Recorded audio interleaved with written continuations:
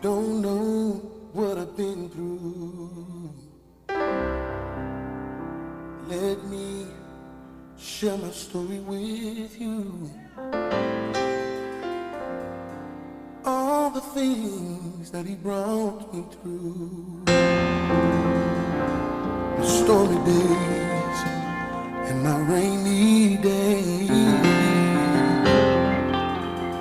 You don't know all the tears I've cried,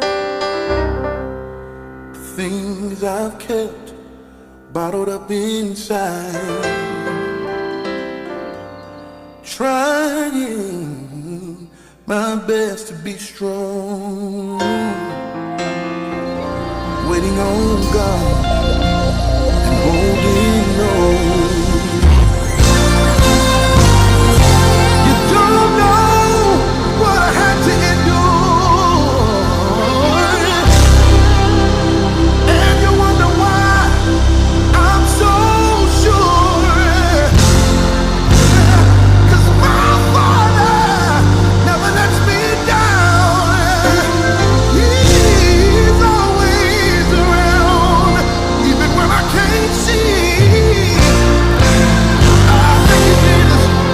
You don't know how many times I prayed over and over, but my situation didn't change, never changed. But just when I felt like it was the end, you came and you did it again. You did it again, and you did it again.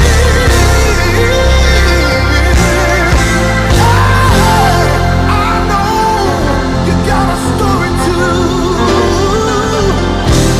How God stepped in and made a way for you. He wiped every one of your tears, yeah. And He's the reason you're still here.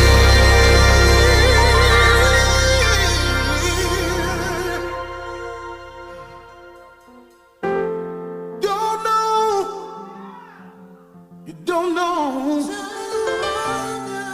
You don't know. You just don't know. You don't know. You don't know. Tell somebody you just don't know. Hey, don't know. Don't know. Don't know. Just don't know. You don't know. Oh Lord, let me tell you my testimony. I started singing at the age of 5. My mother put me on stage. I was so terrified. I didn't know then God had a plan for me. Singing all over the world, encouraging me. But it's my story. I'm not gonna lie to you. I made some mistakes, and I'm not talking about one or two. But grace and mercy brought me through. But that's enough about me. Let me minister to you. Come on. You had some heartache. You had some pain. You had some sunshine. You had some rain. But through it all, you didn't give up. You kept on believing. Kept on trusting in God. Don't know. You don't know it. You ought to tell somebody. You just don't know what I've been through.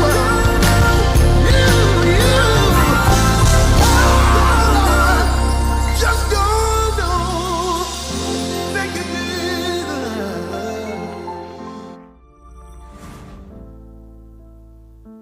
It just excites me. I want to take time today. I told you on last week we were beginning a mind series. Not a mind your business series. A mind. But it's good to mind your business too. That should be common sense by now. Don't be putting your neck in wrong places. you can get in a lot of trouble.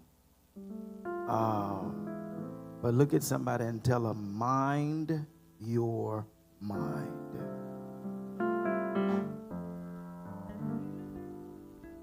While we're busy trying to mind other people's business, we need to learn how to mind our mind. And so today, I'm going to talk to you. I'm in maybe a little bit different way. It's because I'm understanding now that I've lived a little while that there is some things that are competing for your mind, so that you are no longer in control of yourself, but that which is outside of you controls you. And so I want to take time for a few weeks. It'll be off and on because we're going to have other ministers coming and preaching in between as we're moving around and stuff. But I want to take time to really focus on your mind. I want to ask you a question in this room today. How many of y'all in this place have a brain? Raise your hand. Yeah. Raise it up good and high. Raise it up good and high. Got a brain, right? Got a brain. All right. Now, Brother Ricky, this is what I'm going to need for you to do. I'm going to need you to bring that paper, just one sheet of it, and I'm going to have you to sit it in the middle of the aisle and bring that stand that it's on. Sit in the middle of the aisle. And it's going to take a little work. It's going to take a little work because I figured out something. I've learned something. If you ever mind your mind, you will never be the same. You'll never be the same. And so put that all the way, right there. And put all those down. And where are the other pens? All of them. I want every last one of them. It's going to take a little while, but we're going to get there because it's important. It's important. What we're going to talk about over the next few weeks, if understood correctly, your children will be okay even when you're not around. Very important. Very important. That's why he gave them a brain. And so I need I guess what you let me see, Chloe, I need you to go just write one word on that sheet of paper right there. Get any pen or any marker. It's 2 Chloes. Woo, that's revelation. Did y'all catch that? Both of y'all, come on, right. Yeah. I got 2 Chloes. But boy, you better watch your words. Because when you say something, you get something. And sometimes you may get what you wasn't intending to get when you call it. Write one word and sit down. Amen. Yeah, she looking at me while she write.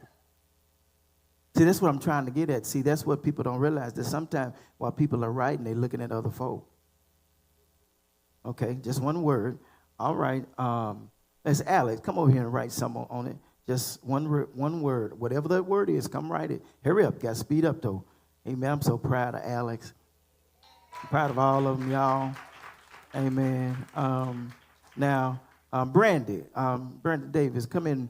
As soon as he finished, come write one word on that sheet of paper. One word. I'm sorry, Brandy Davis Nelson. Brandy Nelson. Y'all correct me today, Jesus Christ. I tell you, I'm getting there. I'm getting there. Boy, they after me, Brother Joe. They after me. All right, let's see here. I see here. I tell you what. Oh, come on. You write just one word. Come on. She said, me. Oh, God, this is so good. This is so good. Yeah, she's writing. Amen. Y'all just bear with me for just a moment. Davis, where you at? Come here, Davis. I just like his name, Davis. And just write one word, whatever that word is, just write it down. Use whatever color, whatever you want. Amen. Look at him. Y'all see how he taking time in doing it? Now he got himself in a posture. Y'all don't understand that. That says something. Y'all got to learn. Whoo, y'all going to learn one day. You got to watch people, how they move, how they walk, how they carry themselves. It says something about them. All right. All right. Now, I tell you what, Deborah Sue, I know, would you come up here and just write one word? I know. There's one word. It's going to take a little while, but it's very important.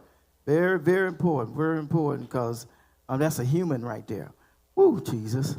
Write one word, and it's going to be all right. Yeah. You know what, Debo, I'm so glad you're here. You know I was going to call you. Yeah. Come on, Debo. Come on. Write one word. Yeah. Now, I want to, boy, if I had the time, I would literally allow everybody in here to come and write, and maybe I can leave it in here so that everybody can write one word before you leave here today on that sheet of paper. But I want to take time to really focus on something that if you master it and God means and intends for it to happen, you will never be the same. You'll never be the same. And then on top of that, it's gonna be kind of wild. It'll factor the devil out of your life. Because what we've done over the years, we've utilized the devil as an excuse for a lot of stuff we do, when at the end of the day, it is not even him. And so what we're doing in the process of time is raising up people to have this devil complex. And I'm not saying that the devil ain't real. I'm not saying that he's not out there. But there are some things that you have to understand about him. He has no power over you unless you give it to him. That's what the book says. And Paul says, give no place to the devil. Meaning that if you don't give him no access, then he can't do anything that of real benefit to him. And so, you know, the old folks, we used to have, back in the day, had a song, it's way back there. Don't let the devil what? Ride. Because if he ride, what? But he can't drive if he ain't riding. He can't drive if he ain't in the car. So if you don't pick him up, then you don't have to have. Ooh, help me here today. I'm not saying that he ain't going to try to mess with you. Because he's going to do, he is the accuser of the brethren. He is the tempter. He's coming along to try to get your attention, because at the end of the day, he is competing for your mind. Because whoever has the mind got the body. Oh, hello, somebody. And so that's why right now, oh, Jesus, it's going to take a long time too. But right now, we have many things competing. We have many things competing. And somebody said, well, he ain't prayed yet. Yes, I did. I prayed before I came out here. I'm not using prayer as a form. That's another story. I need you to hear me, because they are so, how can I say it? The devil is the prince of the power of the air. Oh, they caught you right. The devil is the prince of the power of the air. Okay, y'all still ain't saying, I'm still hanging. The devil is the prince of the power of the air waves. And he utilizes frequencies to change who you are. And he's been doing it well. He's got some of us behaving in ways, and we're trying to figure out what is wrong with me. We have been controlled like puppets because we will not mind our minds from the pulpit to the back door. Yeah. That's why, God help me today. That's why you got the music you got now. That's why you got the television shows you got now. That's why they play what they play on the radio now. That's why you got what you got on the internet now. That's why you got all of this television when we didn't have nothing but 3, 6, and 12. But all of a sudden, out of nowhere, now you got all of this stuff playing over and over and over and over, and eventually you dancing to a song you didn't even buy. Because he's figured out the thing about repetition, that which you hear the most eventually will become a part of you. Oh, hello, somebody. That's why right now some of us don't realize why we fussing and tripping. Who really has some of our children's head is trippy red. And I know that don't make sense to some of y'all in this room. And for some of the others is NBA young boy. See, if I bust the right move up in here right now and play some music talking about never be broke again, you'd be amazed of how your children would start gyrating and moving to something they've heard over. I got their attention now. Heard over and over and over again, and most of them talk about murder and killing and stealing, and now you're wondering, where do we get this murder spirit? It ain't just in the kids either. Oh, it's up on some of us as adults. And so it's very important that we mind our mind, because music make you feel, yeah, it'll have you kind of going in all kind of directions. And you thinking, oh, it's just a song. And he pumping words in your mind. I went over to one of my students one day, and the kid was just, boy, he couldn't even do his work. I'm like, what in the world is going on over there? I went in there, I got that music, and this is very important, that I got it and listened to it. I can't say it here. I want to.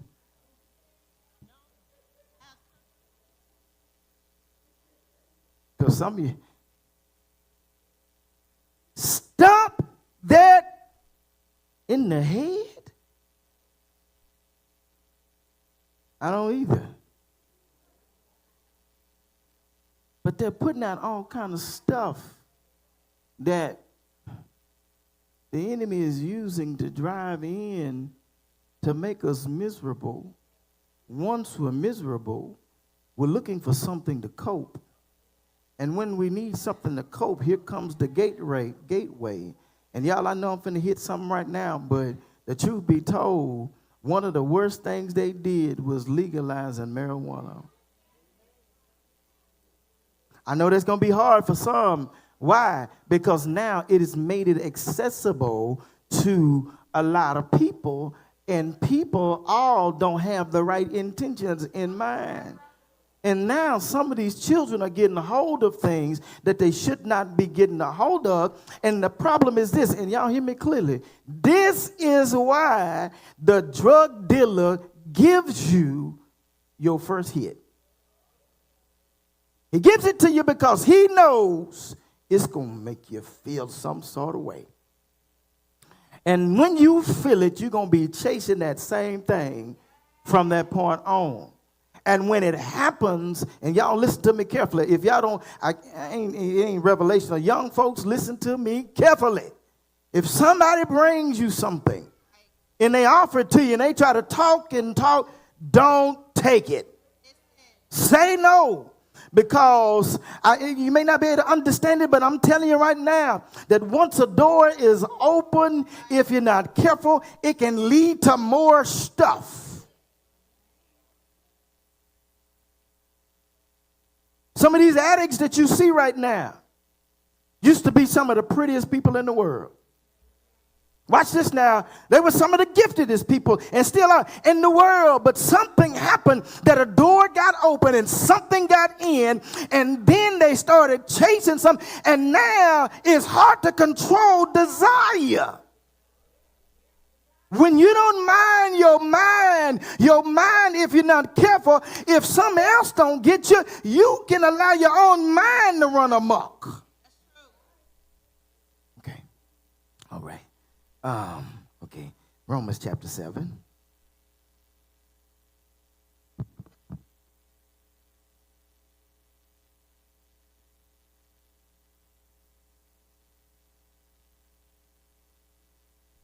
Romans chapter 7. Now, I'm going to say this a lot. If anybody brings you something, say no. I don't care what they say it is. It's a sweet tart. They hide it in sweet tart. They hide it in Skittles. They hide it in little cakes and pies and food. You got to be careful who you eat with. Now, y'all better hear me out those few of you there. You know, boy, what's wrong with me? I don't know what's wrong with me. That was, and don't mess around and be at a church dinner and like, what in the world is wrong? Somebody done slipped a pie. I bind that spirit for whatever think about it.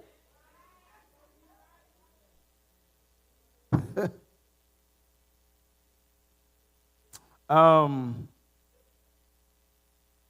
being comical, but ain't nothing funny about being out your head. And hear me, young folks, if it don't make sense to you, hear me. Ain't nothing funny about losing your mind, because when you lose your mind runs your body. I mean, Lord, have mercy. Do you realize the functions that go away when you lose your head? One after another, stuff starts leaving. And I know it don't seem like much right now, and y'all saying, what in the world? This has got to do with the Lord right now. It's got a whole lot, because if you out of your minds over in some corner, can't even control your bowels.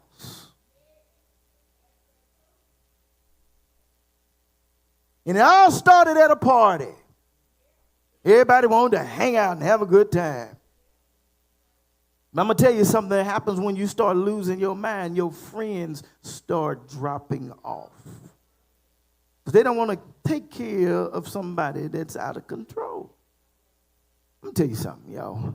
One night, I was out of my mind. I mean, literally out of it. And I needed something so bad. Because in Arkansas, at the time, it was dry.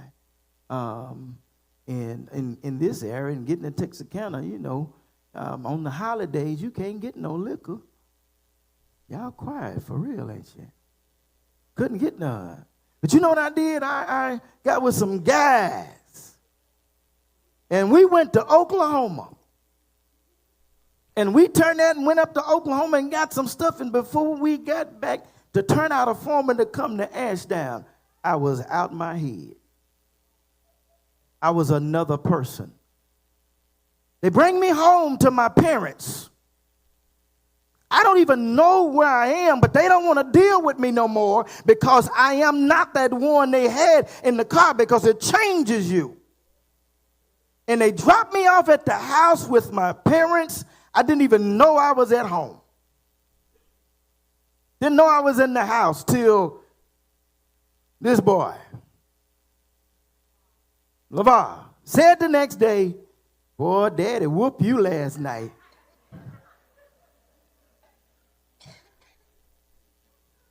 I said, he did?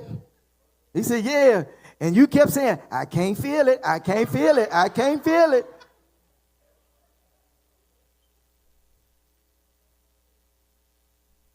And then I had the nerve to go to work in that condition.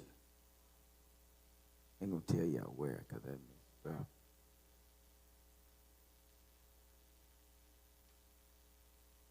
could have lost my life trying to get something. And I'm going to tell you something. Many nights, I said to God, Lord, if you ever get me out of there, if you ever get me out of there, I ain't going to never do it no more. And then when it started wearing off and I started feeling good again, I said, what y'all doing this weekend? What I'm trying to tell you is, at a point, it had a control over me. And see, watch this now. See, because I ain't just talking about liquor. Anything can control you if you let it. A Debbie snack cake can mess you up if you let it.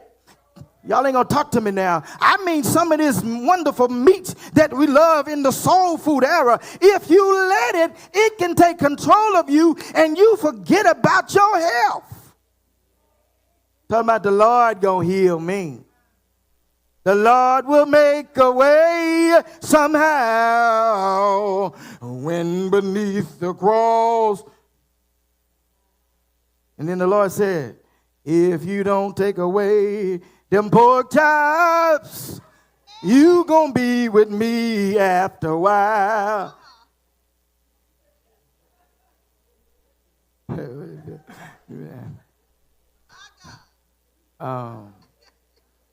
I know it sounds funny, but we made God be something that he's not to us. And see, we running around here wanting healing from stuff that we cause, and we tempt the Lord and think it's going to work. When the book expressly says, you got to take care of this temple. Because if you don't, it can be destroyed. And it says, him shall it destroy. But what it means is, whatever you bind on earth will be bound in heaven. Meaning, whatever you agree with in your body, God, because of who he is, say, I agree with you.